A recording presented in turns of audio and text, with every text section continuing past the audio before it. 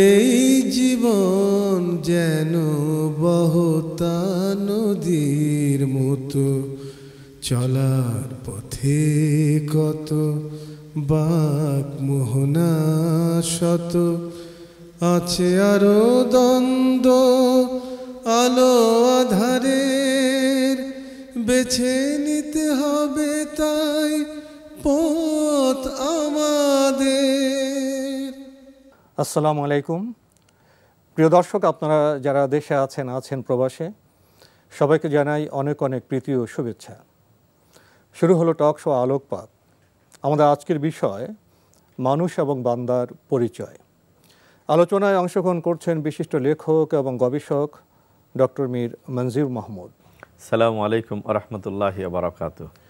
আলোচনায় আরও অংশগ্রহণ করছেন ঢাকা বিশ্ববিদ্যালয়ের বিশ্ব ধর্ম ও সংস্কৃতি বিভাগের সহকারী অধ্যাপক মোহাম্মদ আবদুল্লাহ আল মাহমুদ।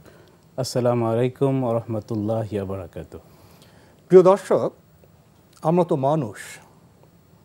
যখন এভাবে বলা হয় মানুষের পরিচয়টা কেমন, তখন পাল্টা প্রশ্ন আমাদের মধ্যে জাগতে পারে, এটা আবার কেমন আলোচনার বিষয়। আমরা তো মানুষ, আমরা তো নিজেদেরকে জানি। আসলে কি আমরা জানি? বর্তমান সভ্যতার যে বাতাবরণ, আমরা যদি সেদিকে তাকাই, আমরা যদি আমাদের সমাজের দিকে তাকাই আপন অঙ্গনে, পরিবারে বা নিজের প্রতি, আমরা কি সব জায়গায় মানবিক আচরণ লক্ষ্য করছি? আমরা কি বলতে পারবো বর্তমান সভ্যতায় এ বিশ্ব শান্তিতে আছে? আমরা কি বলতে পারবো আমাদের সমাজে আমরা যথা বিষয়ে যথা আচরণ পাচ্ছি? আমাদের গৃহের অবস্থা কি? একই ছাদের নিচে আমাদের অবস্থান, কিন্তু আমরা কে কার কতটা আপন? এমন বিশ্লেষণে গেলে বোধ হয় আমাদের আবার নতুন করে পুনঃপাঠ প্রয়োজন। মানুষ কাকে বলে? শুরুতেই ডক্টর মীর মনজুর মাহমুদ, আপনার কাছে জানতে চাইব মানুষের পরিচয় সম্পর্কে। আপনাকে ধন্যবাদ। এমন একটি প্রসঙ্গে এনেছেন যেটি খুবই জরুরি, আমাদের জানা দরকার। মানুষের পরিচয় যদি আমরা বলি তাহলে একাধিকভাবে বলা যাবে। যেমন সৃষ্টিগতভাবে পৃথিবীতে সৃষ্টির মাঝে আমাদের বসবাস, বহু রকমের সৃষ্টি আল্লাহ তাআলার আছে, জীব জড় প্রাণীকুলের মাঝে আমরা আছি। তো এই দিক থেকে যদি আমরা বলি তাহলে মানুষ হচ্ছে সৃষ্টির মধ্যে এক অনন্য বৈশিষ্ট্য সম্পন্ন একমাত্র সৃষ্টি, যারা যোগ্যতা সৃষ্টি গুণে তারা সবার চেয়ে শ্রেষ্ঠ, সৃষ্টিগতভাবে যদি বলেন, এবং অনন্য একটি সৃষ্টিগতভাবে।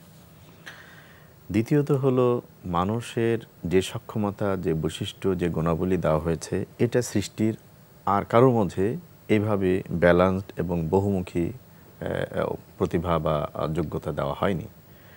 পাশাপাশি সকল সৃষ্টিকে, এটা বাহ্যিক খোলা চোখে আমরা যদি দেখি, যে সকল সৃষ্টিকে মানুষের অনুগত হওয়ার মতো অবস্থানে রাখা হয়েছে, এবং মানুষকে সকল সৃষ্টিকে ব্যবহার করা, কাজে লাগানোর মতো সক্ষমতা, যোগ্যতা মানুষকে দেওয়া হয়েছে। তাহলে আমরা কি কথা বলতে পারি স্রষ্টা সৃষ্টি জগৎকে মানব বান্ধব করে সৃষ্টি করেছেন? অবশ্যই মানব বান্ধব করে সৃষ্টি করেছেন, এবং সকল সৃষ্টি নিচয় হচ্ছে মানুষের জন্য। বলা হয় যে মানুষ হচ্ছে মাখদুম, সৃষ্টি নিচয়ের মাখদুম, অর্থাৎ সেবা গ্রহণকারী হচ্ছে মানুষকে এমন যোগ্যতা দেওয়া হয়েছে, মানুষ যদি সেই যোগ্যতা স্রষ্টার নির্দেশনার আলোকে অর্জন করতে সক্ষম হয়, গোটা সৃষ্টি তার মাখদুম বা সেবা প্রদানকারী হয়ে যাবে। স্রষ্টার পক্ষ থেকে যত নির্দেশনা আসছে, সেটা মুসলিমদের কাছে কোরআন আছে, ইতোপূর্বের আসমানি গ্রন্থের অনুসারীদের কাছে তাদের নিজ নিজ ধর্মগ্রন্থ আছে, এর বাইরে যারাই আছে সবাই কিন্তু যা ভেবেছেন তা মানুষকে নিয়েই ভেবেছেন। যেমন কোরআনের কেন্দ্রীয় বিষয় যদি বলেন এক কথায়, সেটি হলো মানুষ। আবার কোরআনের প্রথম যে বক্তব্য, সেই বক্তব্যে আল্লাহ তাআলা প্রথম মানুষকে তার পরিচয় জানিয়ে দিয়েছেন। খালাকাল ইনসান মিন আলাক, ইকরা বিসমি রাব্বিকাল্লাযী খালাক, নির্দেশ দেওয়ার পরেই মানুষকে জানিয়ে দিলেন যে তুমি জেনে রাখো তোমার আত্মপরিচয়, তুমি যদি আত্মপরিচয় না জানো, আত্মভোলা হয়ে যাও, তাহলে তুমি পথ চলতে পারবে না। এরপরেই কিন্তু এক এক করে নির্দেশনা এসছে এবং কোরআন কারীম মানুষকে নানাভাবে অ্যাড্রেস করেছে। তেমনইভাবে অন্যান্য ধর্মও কিন্তু এসছে, নির্দেশনা বলেন, গাইড বলেন, যা কিছু বলেন সব কিন্তু মানুষকে নিয়ে। আবার আপনি ধর্মের বাইরে যত ইজম বা মতবাদ আছে, এই সমস্ত মতবাদ, আইন কানুন, এগুলো সবই কিন্তু রচিত হয় মানুষের জন্য।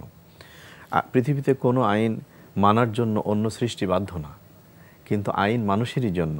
যদিও মানবীয় আইন মানুষ নিজে রচনা করে, নিজে মানতে চেষ্টা করে, স্রষ্টার পক্ষ থেকে আসা আইন সেটা স্রষ্টার গাইডলাইনের আলোকে মানুষ মেনে চলতে চেষ্টা করে।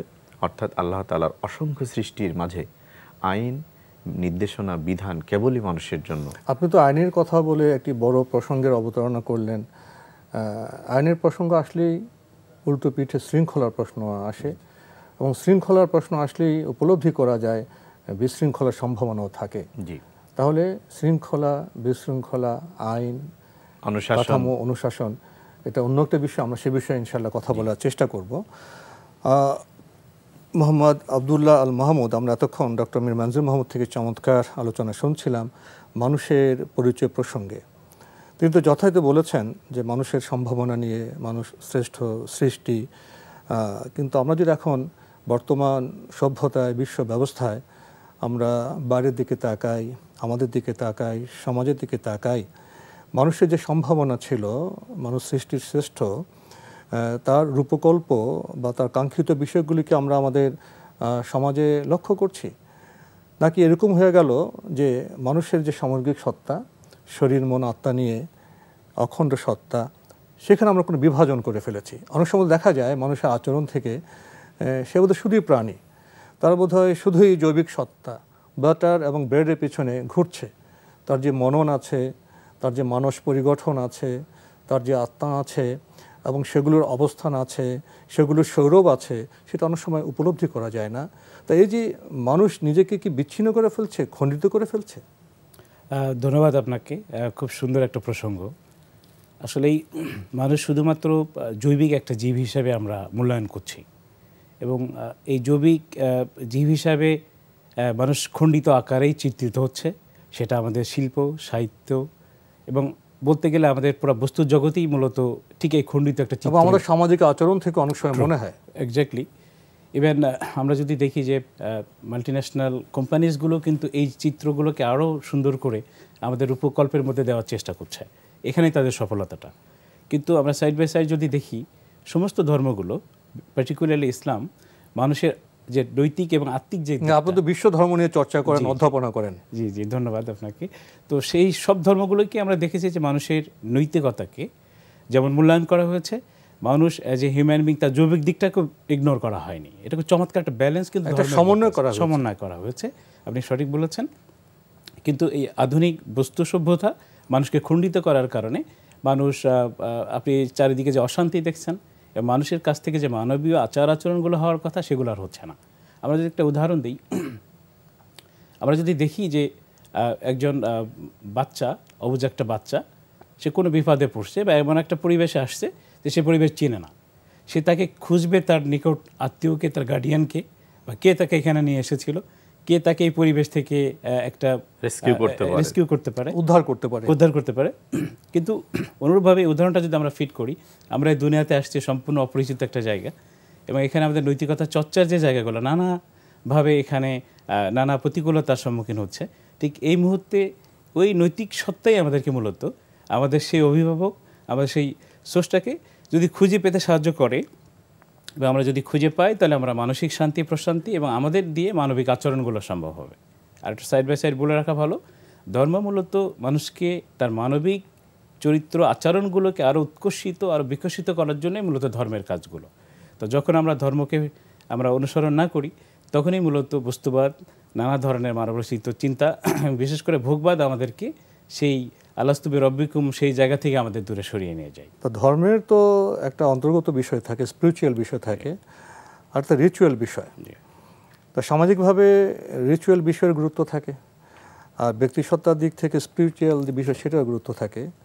তো বর্তমান সভ্যতায় ধর্মের যেটা রিচুয়াল এবং যেটা স্পিরিচুয়াল, এই বিষয়গুলো কিভাবে, কতটা, কোন হারে অবস্থান করছে? খুব সুন্দর প্রশ্ন। এখানে আসলেই এটা আইরনিক্যালি এটা ট্রু যে আসলেই দুইটা একসাথে হওয়ার কথা ছিল, সমন্বয়, আবার সমন্বয় হওয়ার কথা ছিল, কিন্তু আমরা যখনই খণ্ডিত আকারে করছি, যেমন একটা পাখি যদি আমরা তাকে খণ্ডিত করি এক ডানা দিয়ে সে কখনো উঠতে পারবে না, ঠিক সমস্ত বিষয়গুলোকে আমরা যদি খণ্ডিত করি আসলেই সেখানে আমরা মানুষকেও আমরা মানুষ হিসেবে পাবো না, একটা পশু হিসেবে স্বরূপ খুঁজে পাওয়া যাবে না, প্রাণ খুঁজে পাওয়া যাবে না। তাহলে ধর্মের যে সম্ভাবনা ছিল সেই সম্ভাবনাকে আমরা এক্সপ্লোর বা আহরণ করতে পারবো না, কোনো সুযোগ থাকছে না। এই চমৎকার আলোচনার পটভূমিতে এখন আমাদের ছোট্ট একটা বিরতি নিতে হবে। প্রিয় দর্শক, আমরা এতক্ষণ দেখছিলাম এনটিভি আয়োজিত এবং লাভ হলো নিবেদিত অনুষ্ঠান আলোকপাত। আমাদের আজকের বিষয় মানুষ এবং বান্দার পরিচয়। মোহাম্মদ আবদুল্লাহ আল মাহমুদ থেকে চমৎকার আলোচনা আমরা শুনছিলাম মানুষ সম্পর্কে, এবং উনি একটি গুরুত্বপূর্ণ বিষয় আমাদের সামনে তুলে ধরেছেন যে মানুষ কোনো খণ্ডিত বিষয় নয়, মানুষের মধ্যে জৈবিক সত্তা আছে, তার মানসিক সত্তা আছে, মনন আছে, তার আত্মা আছে। উনি এগুলো সমন্বয়ের কথা বললেন। আমরা আজকে আরেকটি শব্দ এখানে সংযুক্ত করেছি, বান্দা, বান্দার পরিচয়। এখন এই মানুষের মধ্যে আবার বান্দা কারা? আমরা বান্দা শব্দটিকে এভাবে জানি, যেটা আরবিতে আবদ বলা হয়। আবদ হচ্ছে এমন এক সত্তা যার একজন মাবুদ আছে। তো আবদের এই শব্দটা তখনই সার্থক হয় যখন সে তার মাবুদের নির্দেশনাকে মেনে চলে। তো এখানে তিনটা জিনিস আসে, একটা হলো আবদ, আর একটা হলো মাবুদ। আর আবদ এবং মাবুদের মাঝে যে রিলেশন, এই রিলেশনটা মানে বান্দার পক্ষ থেকে তার মাবুদের জন্য যে আচরণটা হয়, এই আচরণটার নাম হলো ইবাদত, বন্দেগি। বান্দা তার মাবুদের জন্য যে কাজটা করবে সেটা হলো বন্দেগি। আর এই বন্দেগিটা যদি তার মাবুদের নির্দেশনা অনুযায়ী হয় তাহলে সে প্রকৃত অর্থে আবদ হতে পারবে। বন্দেগির বিষয়টা কি এই পৃথিবীর কি সূত্রপাত হয়েছে, না বন্দেগির বিষয়ে আমরা কোনো আদি অঙ্গীকার করে এসেছিলাম? অবশ্যই বন্দেগিটা হলো প্রতিশ্রুত আনুগত্য। বন্দেগি বলতে আল্লাহর নির্দেশের আনুগত্য করা। কোথায় করেছি আমরা আল্লাহর নির্দেশের আনুগত্য করা? আমরা মুসলিম হিসেবে আমরা বিশ্বাস করি যে আমাদের জীবনের সূচনা হয়েছিল দুনিয়ার জীবনের আগে যে জগৎটিতে, সেটাকে আমরা আলামে আরওয়াহ বলি, অর্থাৎ রুহের জগৎ বলি, রুহসমূহের জগৎ বলি। সেই জগতে কিন্তু আমরা আল্লাহ তাআলার কাছে তার স্রষ্টা হিসেবে কৃতজ্ঞতা জ্ঞাপন করতে গিয়ে একটা অঙ্গীকার করেছেন। আল্লাহ তো আমাদের প্রশ্ন করেছেন আলাস্তু বিরব্বিকুম, আমি কি তোমাদের প্রভু নয়? সেদিন কিন্তু আমরা সমস্যারে বিনা বাক্য ব্যয়ে বলেছিলাম কলু বালা, হ্যাঁ আপনি আমাদের আদি অঙ্গীকার।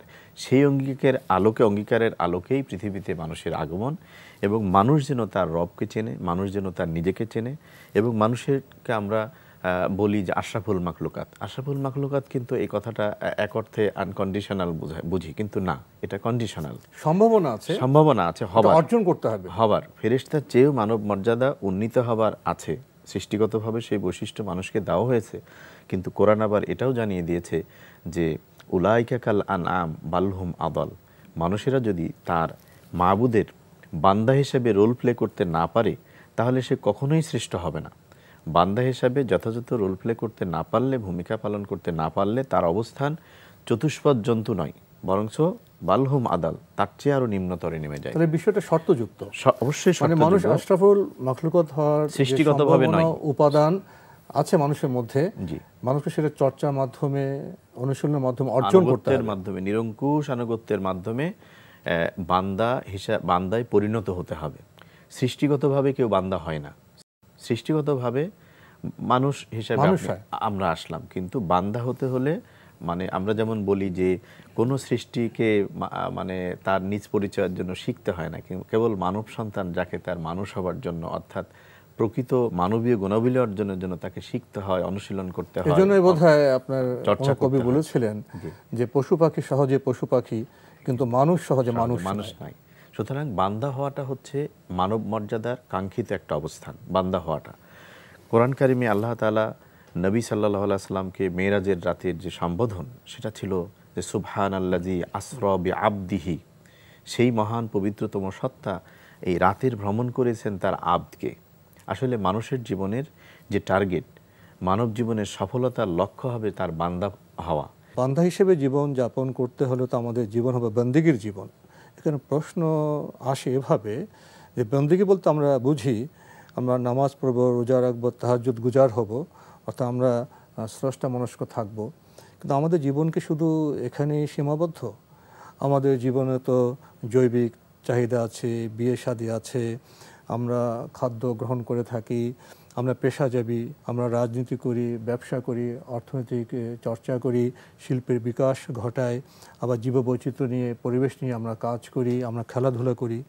এই সামগ্রিক বিষয়ে বন্দেগীর অবস্থান কোথায়, কিভাবে? আসলে এইটা আমরা এখন আমরা মানব সমাজ আমরা আসলেই তো আল্লাহর বান্দা হতে পারিনি এখনো পর্যন্ত, যে কারণে এই জায়গাটা আমাদের কাছে আনটাচ থেকে গেছে এবং এটা আমরা এই সম্পর্কে জানিও না বলতে গেলে। আসলে তো ইসলামের দিক নির্দেশনা কোনো পার্শিয়াল কোনো লাইফ নিয়ে নাই, as a whole total life নিয়ে।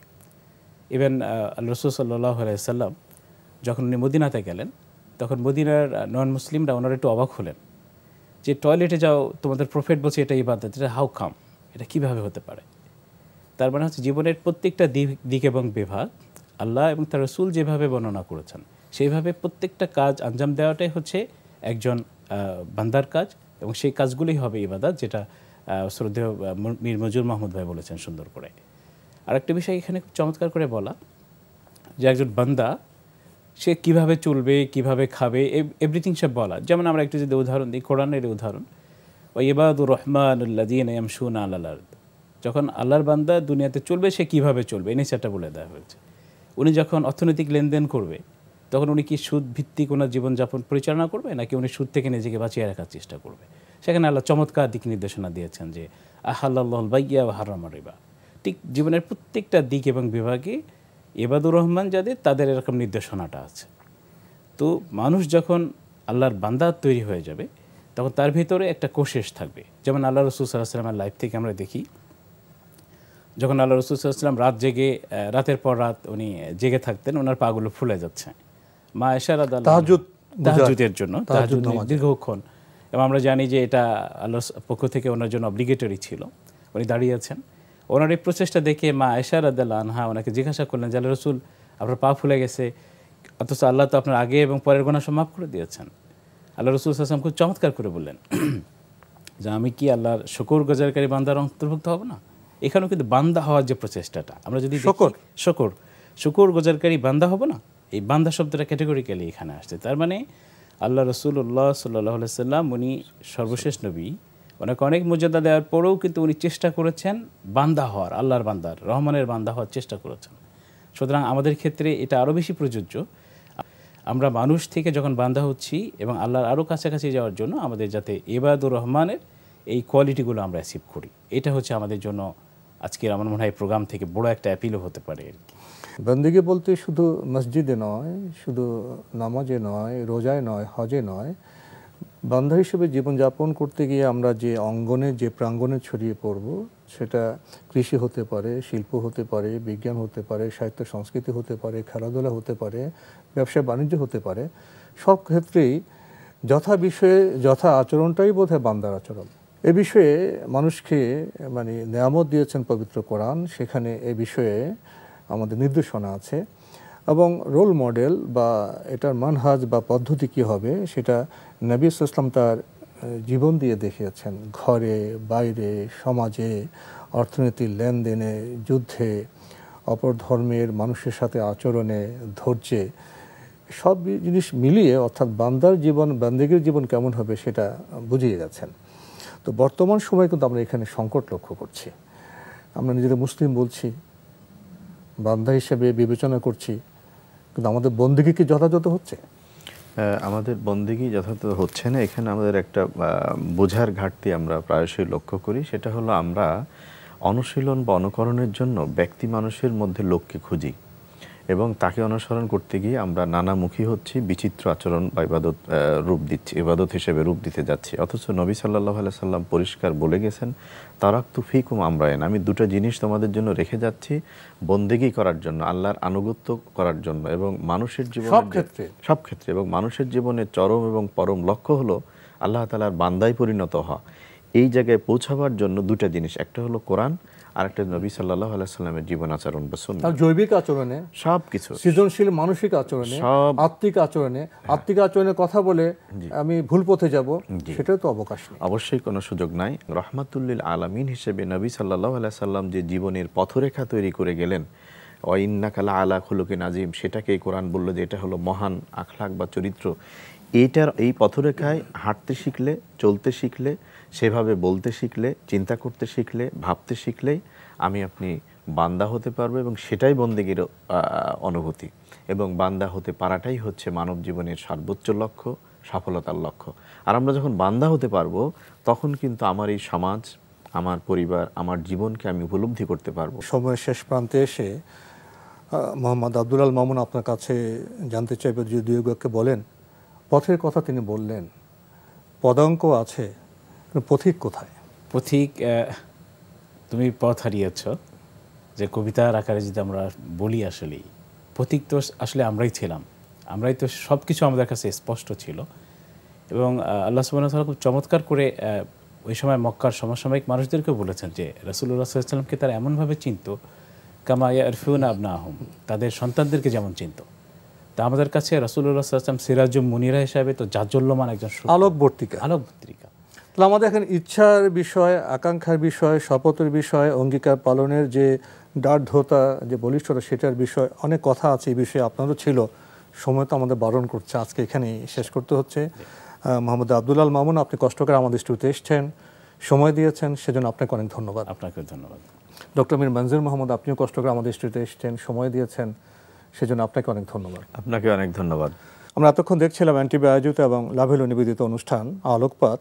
আমাদের আজকের বিষয় ছিল মানুষ এবং বান্দার পরিচয়। আমাদের এই অনুষ্ঠান আপনারা এনটিভি অনলাইনেও দেখতে পারবেন, ভিজিট করুন www.ntvbd.com। এছাড়া ইউটিউবে এবং আমাদের ভেরিফাইড ফেসবুক পেজে অনুষ্ঠান দেখতে পারবেন। আমরা মানুষ উপলব্ধি করলাম, আমাদের সত্তা, আমাদের পরিচয়, আমাদের মর্যাদা এবং আচরণ সম্পর্কে বোধহয় বর্তমান সভ্যতায় আমরা তেমন সচেতন নই। ফলে কাঙ্ক্ষিত বিশ্ব আমরা পাচ্ছি না, সমাজ পাচ্ছি না, মেলামেশে আমরা মানবিক আচরণ তেমন লক্ষ্য করছি না। এ বিষয়ে আত্মসমালোচনা দরকার। আদি অঙ্গীকারের কথা স্মরণ করে আমাদের স্রষ্টার বান্দা হওয়া প্রয়োজন। রাব আমাদের পালন করছেন, লালন করছেন, পৃথিবীকে মানব বান্ধব করে সৃষ্টি করেছেন, কিন্তু আমরা কতটা সৃষ্টি বান্ধব, পৃথিবী বান্ধব? আমাদের আচরণ কি বিশ্লেষণযোগ্য নয়? আসুন আমরা মানুষ হই বান্দা। প্রিয় দর্শক, মহান আল্লাহ আমাদের সবাইকে নিরাপদে রাখুন, রাখুন শান্তিতে। আসসালামু আলাইকুম। এই জীবন তো বহতা নদীর মতো, চলার পথে শত বাঁক মোহনা কত, আছে আরো দ্বন্দ্ব আলো আধারের, বেছে নিতে হবে তাই পথ